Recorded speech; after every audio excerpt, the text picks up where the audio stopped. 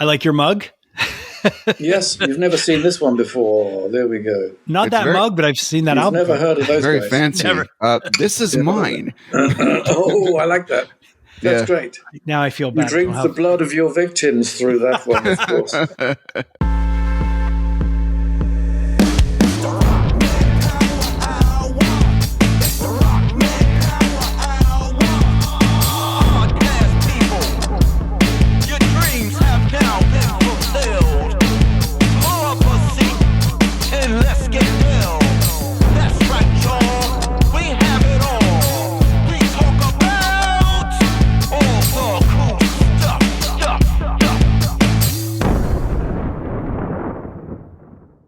Welcome back to the Rockman Power Hour, a podcast where we talk to the most interesting people in the world of pop culture and everything in between. And this week on the show, we are joined by longtime Genesis guitar player, Steve Hackett. Yeah. Dude, I am melting in anticipation. I'm also melting because Montreal is warm right now. But do you not have AC? Do you not have AC? I have AC in the other side of the house. And I guess I'm lucky enough in life that my AC can't do the whole place. Right. So right now, my office is a hot pocket of anticipation from Mr. Hackett. As soon as we finish this recording, I'm going to unplug and run into the other room and edit this in my skibbies. I guess that's what you say, right? Skivvies, but yeah, it's okay. skivvies. Same thing. Yeah. All right. Well, it is quite hot in Montreal. We're heading into a heat wave, but listen, Steve Hackett is, goes without saying, the guy's a legend. A lot of people really, really, really love him, especially in the world of music. He's a real musician's musician. And it's funny because I was at the Simple Minds show yesterday. And, Jim Kerr's been on the show before. As you know, I'm a huge fan of Simple Minds. Went back to say hi to him briefly before the show started. And he asked, how's the podcast going? And do you have any interesting guests coming up? And I told him, we actually have Steve Hackett coming on. And he was like, oh, and his eyes lit up because I'm such a fan of his stuff. And he was telling me that he was listening to, some YouTube clips of him performing recently. And he was just like super excited about it. And then went on to say that he loved Genesis and he loved Peter Gabriel. And a thing I didn't know about Jim Kerr is that he sang on the album So. He was called in and they asked him to do some backup singing. So I did not know that, which I thought was really, really cool. But anyways, I'm a big, big fan of Steve Hackett. I'm a big, big fan of progressive rock. And Steve's got so many interesting things on the go always. He's got the new album, The Lamb Stands Up, live at the Royal Albert Hall. And we talk at length about recording in that incredible venue. He's also going to be touring and we're going to be able to see him in Montreal in the fall. So we were going to sit on this one for a while, but I think we should get it out now because Steve Hackett's awesome. And the idea of having this interview sitting there and the rest of the world not being able to share it sucks. Yeah, it's that's at some point you're just hoarding joy. Yeah. I got to say it's a little cool. I tell him a little story about, how my dad met my mother involving him. So, it's not as sexy as it sounds, but it definitely, him and Genesis at that time had something a little to do with it. So, yeah. I love that. All right. So without any further ado, let's dive into our conversation with Steve Hackett of Genesis fame.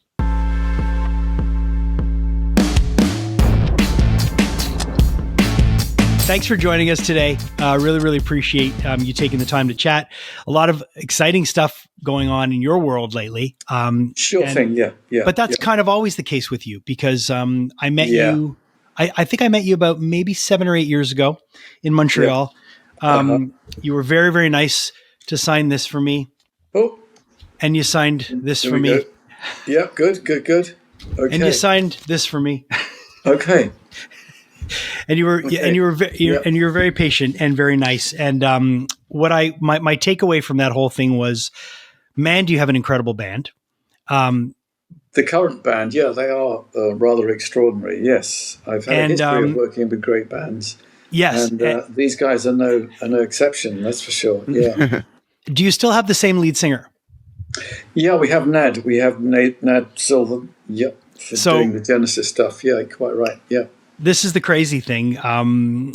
I discovered Nad through seeing you, and then I went and started doing a deep dive into his solo stuff. And I've been a fan of his since I saw him play with you.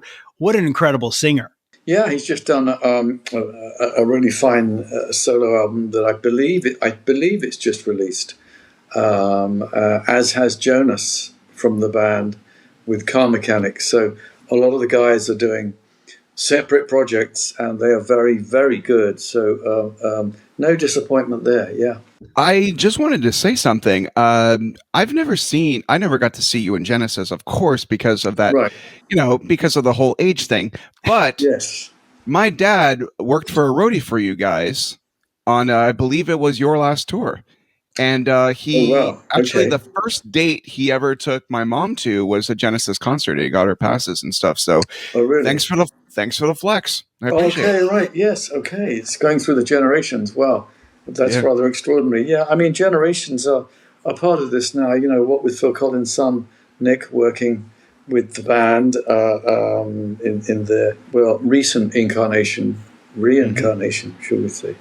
Yeah. But just to say, I don't know. My dad said you guys were all awesome, and it's my dad had all these secret life. He never says anything, but he's been a roadie for so many bands. But anyhow, Yeah. that being said, so nice to have you on the show. I wanted to ask you just we were talking to someone the other day, and we were talking about the first time you ever actually jammed with anybody and the magic feeling of you're a singular player and the first time you ever play with somebody else. What was the first time you ever actually, played with another in person, and did it feel as magical as it is for other people when you first collaborate? Well, I have to say that, back in the day, I was playing with a number of wannabe blues bands, and occasionally, when we'd drunk enough beer, we would think that we sounded good. But it really wasn't until I was playing with Genesis, doing some sometimes spontaneous stuff. By the time we were doing the first album I did with them, the first album Phil Collins did with the band was Nursery Crime. And I remember we were playing at midnight, which is something we never normally did after dinner. We just went and jammed with each other. And Tony came up with the two chords that went on the end of Fountain of Salmacis. And I came up with the guitar solo, and I felt that we cracked the atom at that point. I thought, this kind of classical chords, a mellotron string, beautiful, bass staying on D, chords going from D to E, and I thought, yes, I can swim or fly over this, and it felt divine. It was truly magical. I've recorded it a few times. I always think that there's a definitive version to come. It's a very strange thing that's just part of thinking about great songs. Maybe there's another version that I could justify it before it's too late, really. I think the nicest thing about being a Montrealer, because we're both from Montreal. Okay, it's kind of like Genesis is almost like you're in your DNA. If you're someone who is who's a Montrealer, who's a Quebecois, prog music has been around forever, especially if you're of a certain age. And me being 54, yes, I was lucky enough to be exposed to, I like to call the progressive Genesis at a very, very young age. So it's kind of always, so when you talk about stuff like Nursery Crime and you talk about Foxtrot, those are records that always meant a lot to me. When you're performing some of this stuff now, and I know that you've been great about going out and playing entire records. You've got a live album that's coming out that focuses on the Lamb. Is it nice when you come to a place like Montreal that's always gotten it, and it's never been a hard sell? French Canada has been very, very good to me personally for a very, very long time, even before Genesis. Right. I lived in Canada for a while as a small child at the age of 7. I went to school there in Vancouver, as it happens, but we passed through Quebec and Montreal, of course. And I remember we came in on the ship, and there was this huge ticker tape welcome, and it was multicolored. It was this rainbow in the sky, just like a gigantic wedding explosion. And I was standing there on the deck with my mother, and she said, "That's for us." And I always felt so welcomed by Canada. It's emotional to talk about even now. And of course, you're quite right that French Canada in particular welcomed Genesis in a way at another stage of my life, and they really got it in a way. So I had great times, not feeling that this was a heavy sell. This was something very natural. Whereas I think America took longer to subscribe to what Genesis was doing. Moments of great calm and silence within the music, and then something that was explosively loud. Those wide dynamics that were all part of the early feel, and I still employ even today. That was something that I think that American audiences who wanted to boogie instantly, they wanted it loud. So I think 50 years ago they wanted Springsteen, half a century too early. Really, that was perfect for them. Right. And nothing wrong with what Bruce does. He's a great singer, does it very, very well. But this thing we call progressive, and I prefer to call inclusive. I think inclusive music is where I kind of made my mark. The idea that songs can include any kind of atmosphere as long as you can join up these things if it's in a long form piece. So it's music with surprises. It is music for people who get bored very quickly. It's as if it's cinematic, and it's a number of scenes following one after another. So it was always a kind of musical mission impossible from the word go. Right. And I think that, there's something about Montreal and Quebec where we've always been a little bit different. We've always appreciated things that make us think a little bit more.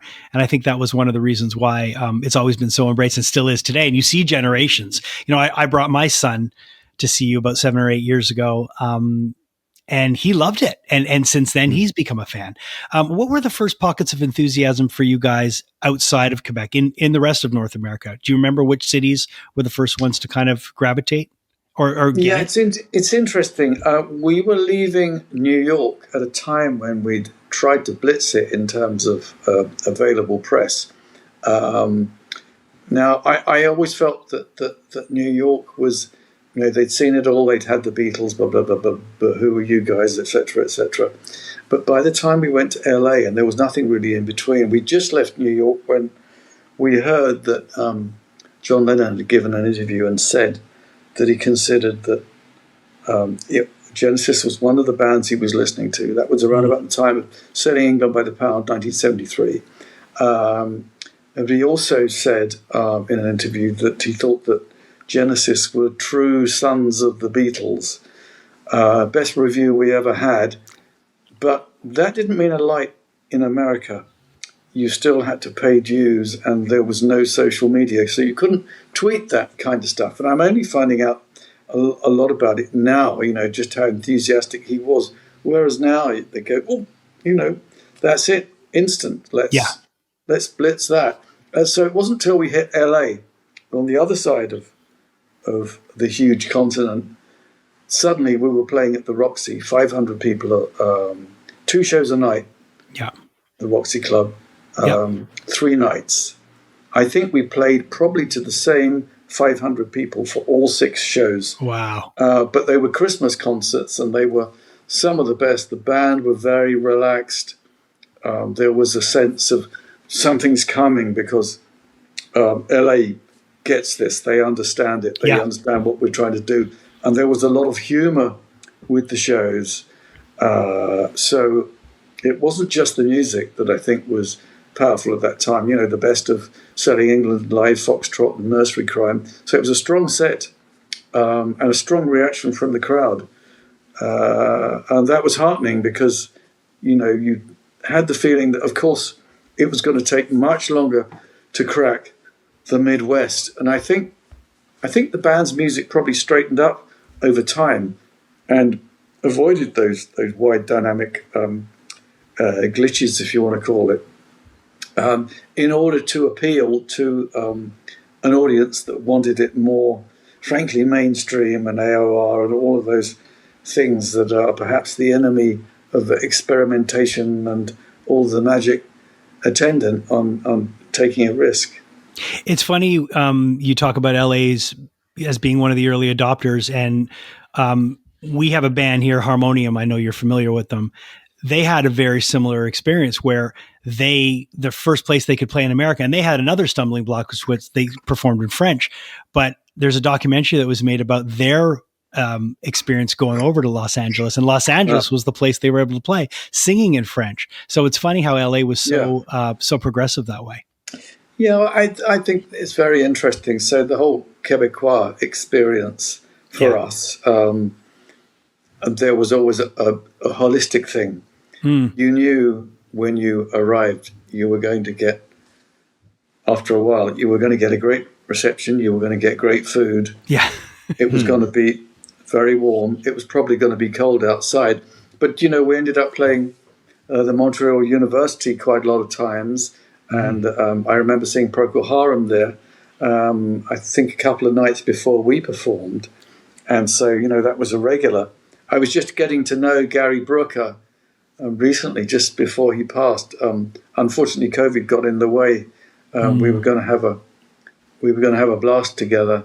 So that didn't quite work out. But I think that in some ways, if Genesis were the inheritors of some of what the Beatles were able to do, there was an influence of the harmonic significance of Procol Harum.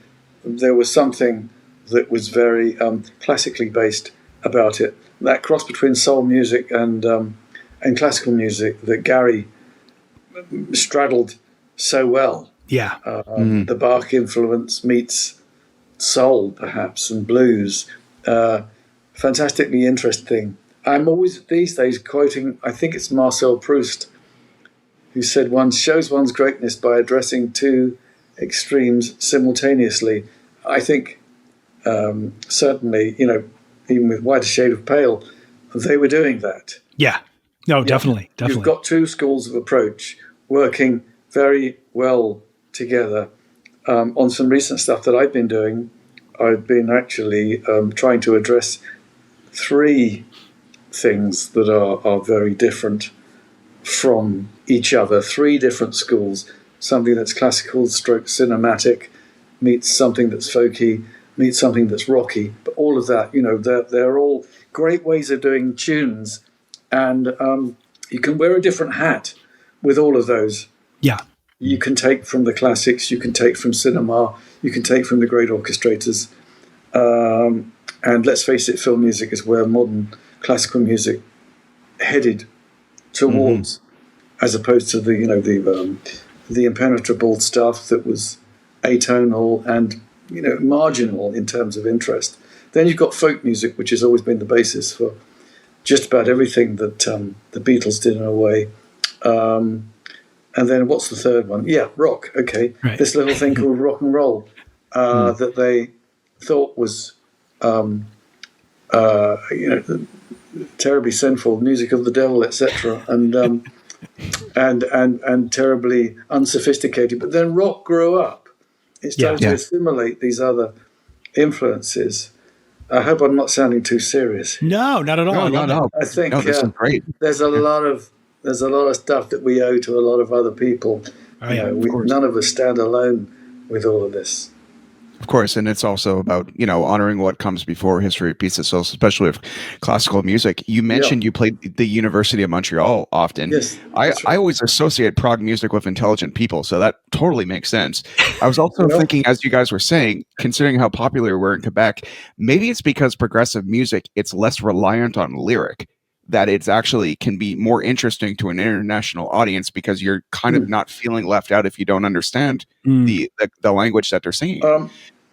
Yes, I mean, perhaps much like opera being sung in Italian, you're overwhelmed by the emotional experience and the whole weight of it. Who knows what the guy's singing when he's talking about Nessun Dorma? Find out later. The main thing is it's a great melody and it's being powerfully sung. And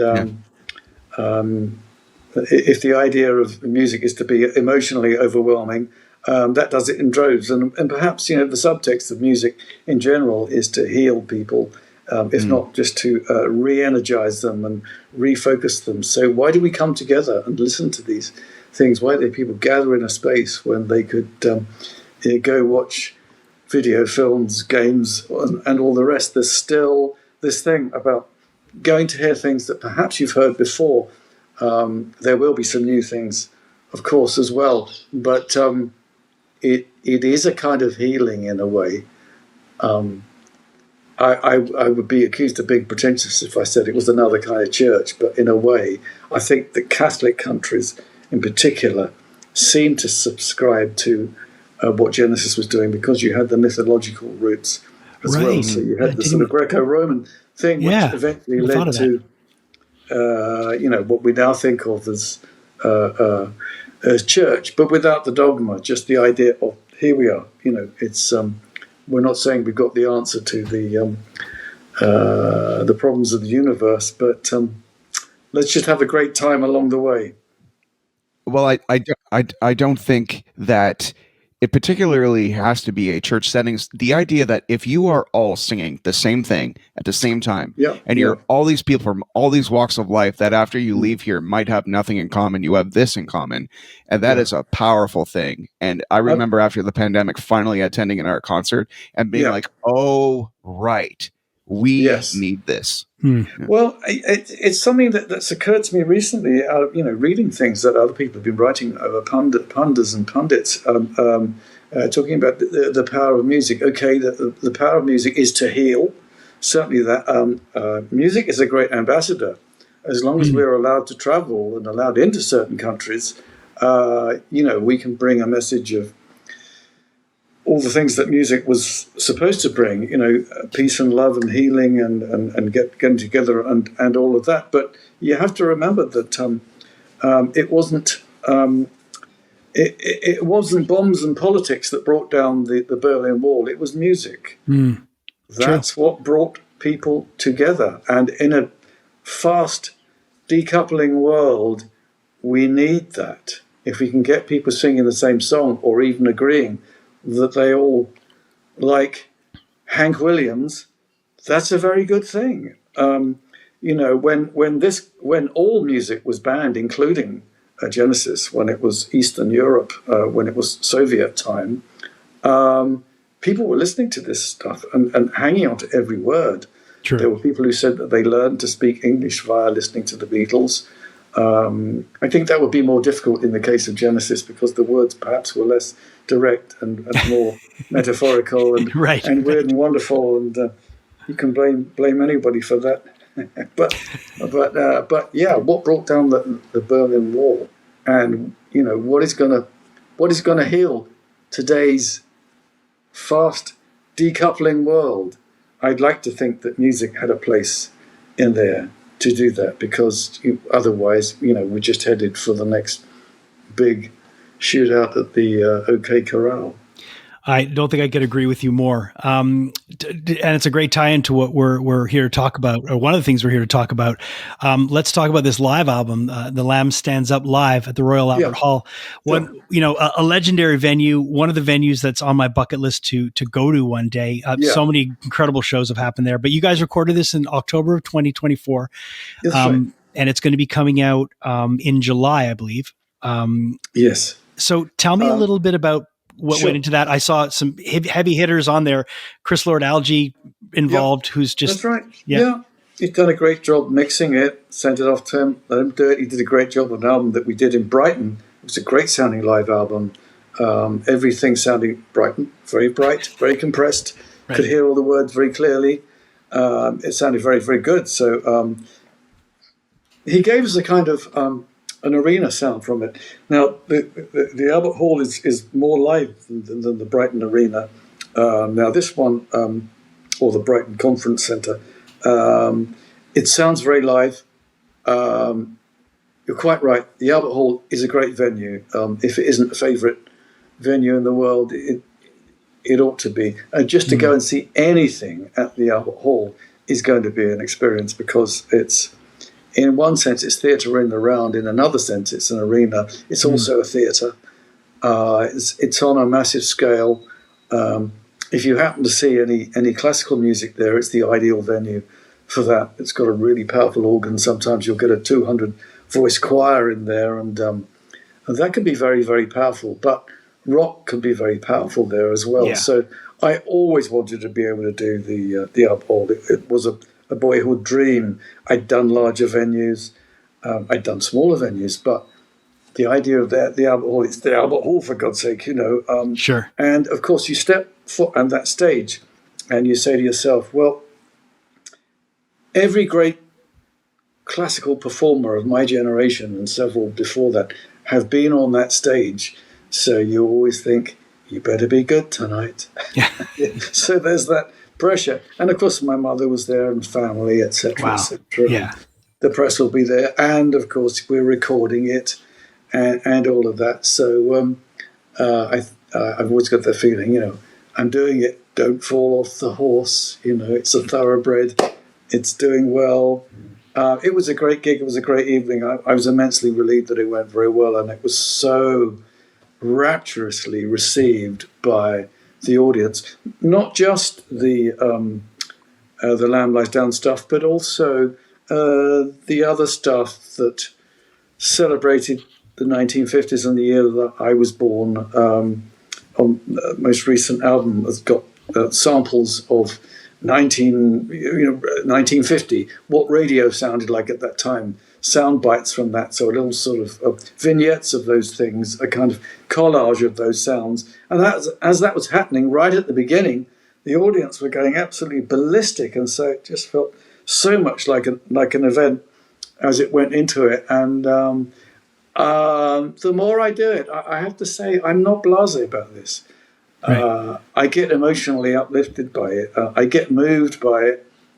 There's always the job to do, of course. That's it. That's the thing about if you're being everyone else's night out, there's that feeling that, and it's close to home. It's your hometown. Yeah. That's always going to be, better watch out. It's that feeling. But it was great. The band were on fire. They were marvellous. The audience were great. We had Steve Rothery on stage from Marillion. Wow. That was great. Ray Wilson got up and did something. We had Amanda Lehman with us for the entire tour. We did that with her doing Shadow of the Hierophant, which she sings so beautifully these days. Originally sung by Mike Oldfield's sister, Sally. And, right. It was just an unforgettable evening, and my mother was there, and my brother John was on stage as well with me. I'm doing a couple of things, and my mother, who's now 95, said it was the best concert she'd ever been to, and I wanted it to be that for her. That's amazing. There's, she's of a certain age, and you might think, well, there might not be many more years, but she comes from a long line of very long livers, so she has an aunt, as I do, a great aunt of 107, who had a half brother who was 108. So my mother, the other day, I saw her, she came home, and she said, I'm going to outlive them. Okay, Mum, why not? Yes. I love it. So, I'm just a mere boy compared to these characters. The tour is going to be bringing you to Montreal. If I'm not mistaken, it's going to be in October, right? That's right. I do believe it. So I think it's October the 9th. I think it's in October. And what's great about you is that you're so Place des Arts, which is such a great venue to see your band. But you're so diligent about touring. I mean, you really, when you get out there, you tour. And it makes me say that you've got to still really enjoy it, because there's no way that you would be doing as much touring as you do when you do it if you didn't enjoy it. Well, the power of music, it's not just to heal the audience, it's to heal me too. It's something I feel I must do. I must wrestle with it. The perception may be out front that there's no mistakes, and that's how it should be. But when you're playing a loud electric gig, you probably know if you've been on stage, anyone here, but you're tiptoeing through thunder, and trying to keep your balance while you do that. There's a sound balance, and there's, don't be rocked by the power of the bass pedals that are, making the building shake, or the power chords from guitar, or that wall of sound that's coming from so many different areas. I mean, just the rhythm section alone with this band, Jonas Reingold and Craig Blundell, are worth listening to because they are so very, very powerful. Craig is a very hard hitter, and Jonas, it's like he's hurling 100-ton steel girders at you from incredible speed when he's doing the Rickenbacker stuff. He's the most virtuosic bass player I've ever worked with. So these guys take no prisoners, believe me. So we won't actually have Craig when we're doing that. It'll be Nick DiVigilio, who's also a brilliant drummer, who was on the most recent album, as well as Craig. So I've been lucky. This year I've worked with a series of truly brilliant drummers. Another one's a German guy called Felix Lerman, who's also brilliant.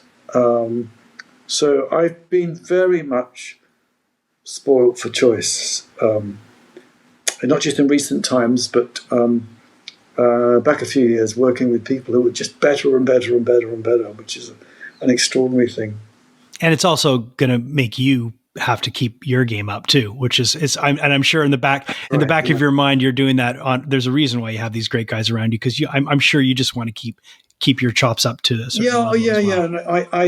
I play every day. I was talking to Nigel Kennedy about this, and he said to me, "Play every day, right?" And I said, "Yeah, and that's what we do." In fact, I looked at him and I said, "What's that wound on your throat there?" And I realized it was a faux pas because that's the violin, wedged in there, and it's like someone's taken a chisel to his throat.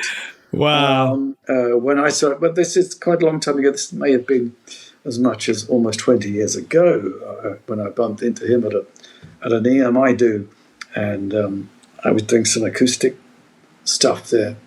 But people in the classical field and rock field are very much aware of each other. I mean, Nigel's familiar with the whole Hendrix canon and all the rest, and I'm very familiar with Vivaldi, Bach, etc., etc. Recorded some of it in my time. Yeah, I have respect for the classics, but some stuff is just timeless. That's just the way it is. Bach is always going to be a contemporary of musicians because they're always reinterpreting that highly detailed stuff that is the most exacting, perhaps, of all music. But I like to dip in and out of it. I didn't want to be a classical musician to the exclusion of other stuff, and I didn't want to be a blues musician at the exclusion of the other stuff that was a guilty pleasure to listen to that when I was a kid, thinking, at the age of 15, listening to Segovia plays Bach, I was thinking, this will have no place in rock and roll ever. And then I discovered that actually these two separate strands would come together. Baroque and rock were going to start to interact with each other. And I'm glad they did, and I hope that they still do. So I think the dialogue between myself and an orchestra is far from finished. I'm often talking to people who run orchestras and orchestrators and finding out what motivates them. Why do they do this beyond wanting to earn a crust?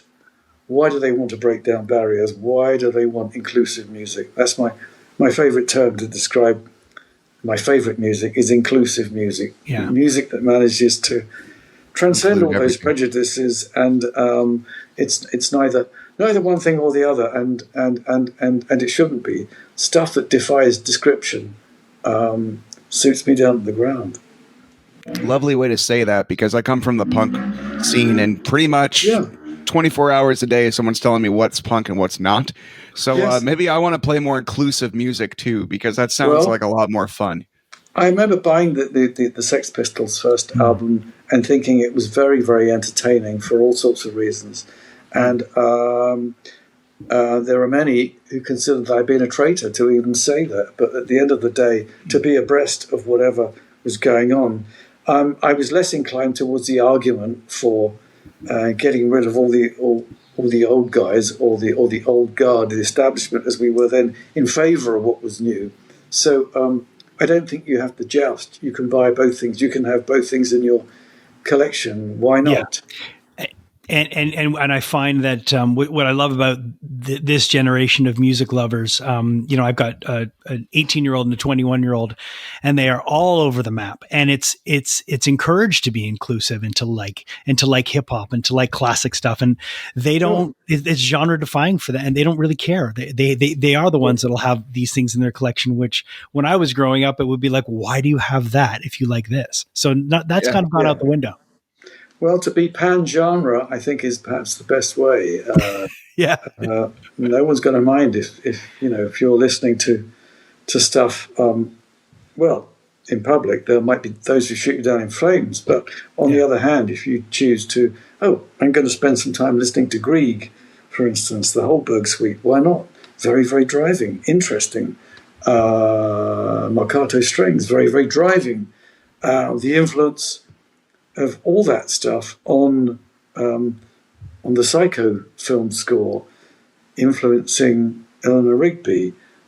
So the way strings can sort of shunt, let alone the rest of the instruments of the orchestra, can be very, very powerful indeed. Witness Jaws. I don't think a rock guitar can quite do that. No. Or not. I'm sure there's a band out there might be 30 guitarists, all of whom do the theme from Jaws. Yeah. And I'm sure it's stunning. But until I see that, because I've seen Toccata and Fugue done that way, okay. So there's a challenge. Anyone out there want to take that one on? Good luck, guys. I want to really thank you for taking the time to chat with us today.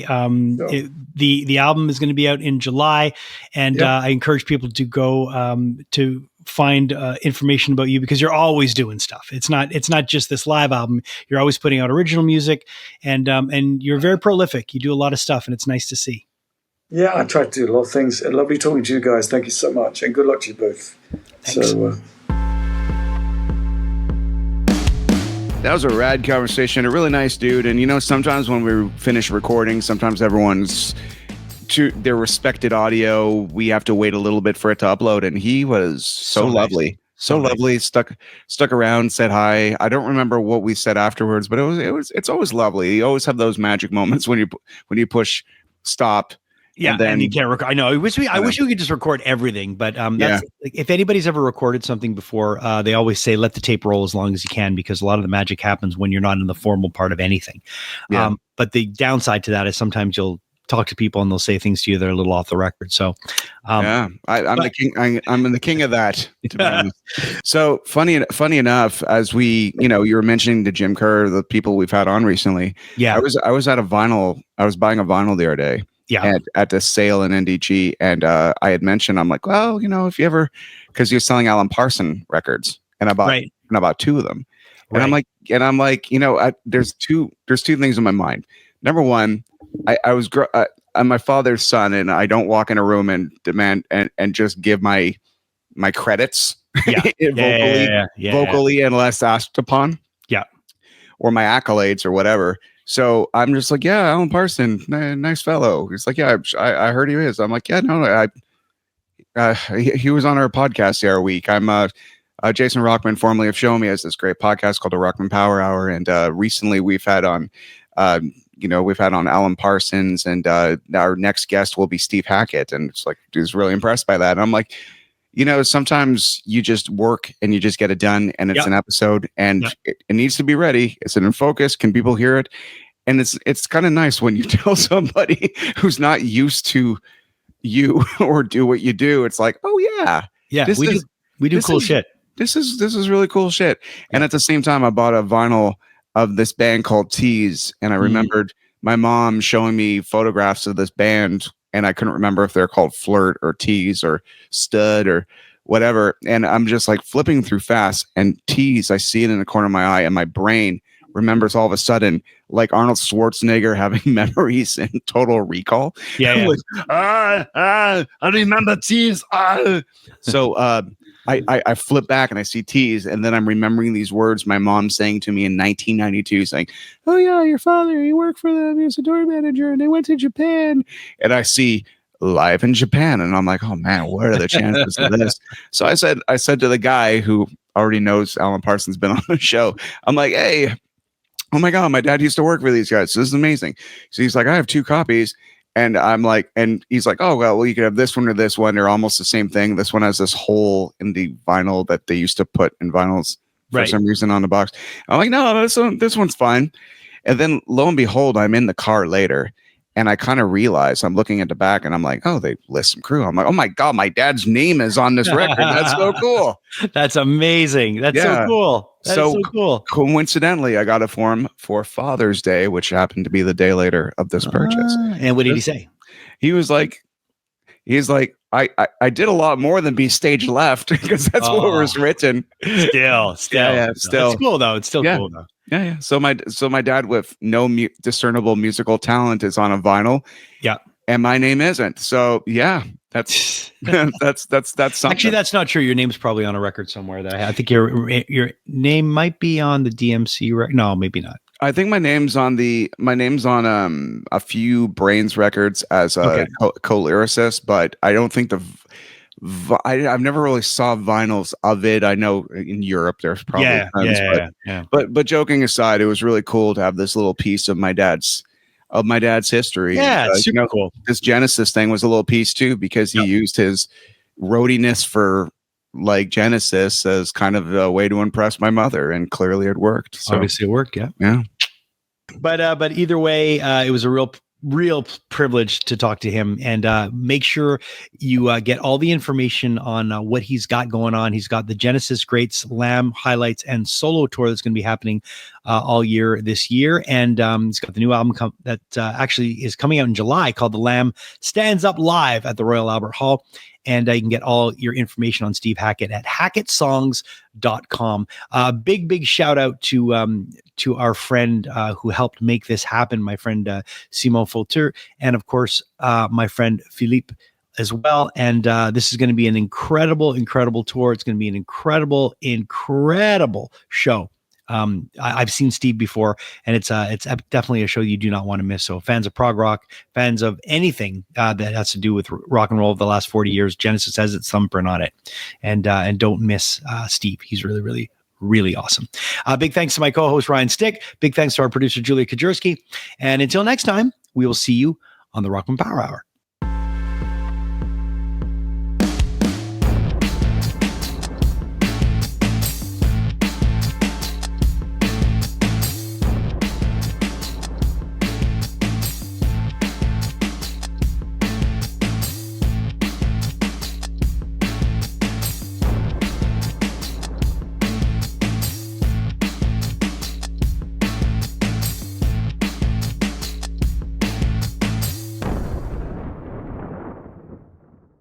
Hey, thanks so much for watching the podcast. We really appreciate your support. And if you're enjoying the podcast, click this link right over here to watch the next episode, and click right over here and subscribe. And that way you won't miss anything.